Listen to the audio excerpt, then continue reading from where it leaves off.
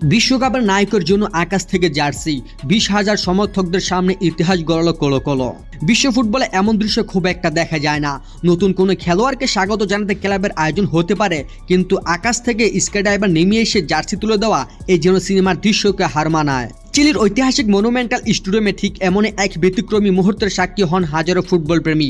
মাঠের চারপাশে ক্লাবের গৌরবময় ট্রফিগুলোর মাঝে দাঁড়িয়েছিলেন 2026 বিশ্বকাপ আলোচনা উঠে আসা অভিজ্ঞ গোলরক্ষক বোজিনিয়া। ঠিক তখনই সবার চোখ চলে যায় আকাশের দিকে।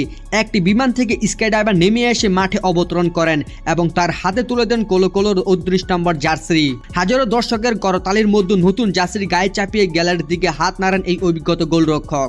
মুহূর্তে পুরো স্টেডিয়াম মুখর হয়ে ওঠে একটাই ধ্বনিতে, বোজিনিয়া বোজিনিয়া বোজিনিয়া। জানা গেছে এই বিশেষ অনুষ্ঠানে উপস্থিত ছিলেন 20,000-এরও বেশি সমর্থন।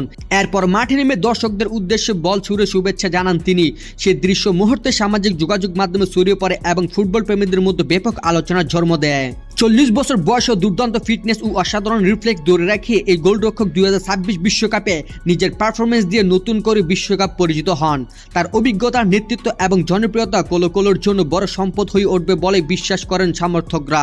সমর্থকদের বাসায় বিশ্বকাপের অন্যতম আলোচিত এই তারকার আগমন শুধু একটি নতুন চুক্তি নয়, বরং ক্লাবের জন্য নতুন সম্ভাবনার দরজা খুলে দিয়েছে। তারা আশা করেছে তার উপস্থিতি দলকে আরও শক্তিশালী করবে এবং আন্তর্জাতিক অঙ্গনেও কোলো কোলোর পরিচিতি বাড়বে। উল্লেখ্য, কোলো কোলোতে যোগ দেওয়ার আগে তিনি পর্তুগালের একটি ক্লাব ছেড়ে আসেন।